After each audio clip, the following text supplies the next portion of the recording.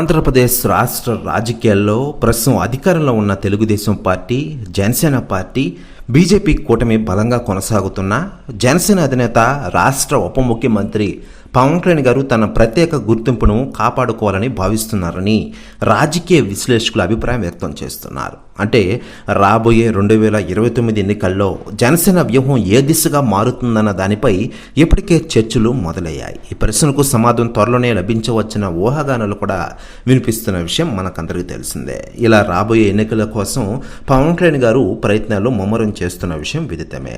అయితే లేటెస్ట్గా అందుతున్న సమాచారం ప్రకారం పవన్ కళ్యాణ్ గారి గురించి రాజకీయ నాయకులు స్పందిస్తూ ఉండగా తాజాగా ఆర్కే రోజా గారు సంచలన వ్యాఖ్యలు చేశారట.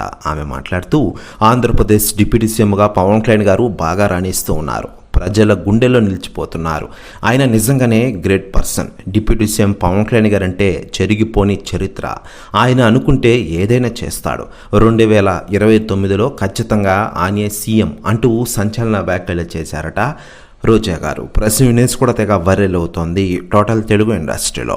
మరోవైపు ఆంధ్రప్రదేశ్ రాష్ట్ర రాజకీయాలు ఈ వ్యాఖ్యలు వైరల్ అవుతున్న వేళ మరోవైపు పవన్ కళ్యాణ్ గారు ఇటు రాజకీయాల్లో బిజీగా ఉంటూనే మరోవైపు సినిమాలు కూడా అవురు అనిపిస్తున్నారు. ప్రస్తుతం ఆయన నటిస్తున్న ఓజీ సినిమాని దసరా కానుకగా అంటే సెప్టెంబర్ 25వ తేదీన గ్రాండ్గా ప్రపంచవ్యాప్తంగా రిలీజ్ చేయబోతున్న విషయం మనకందరికీ తెలిసిందే.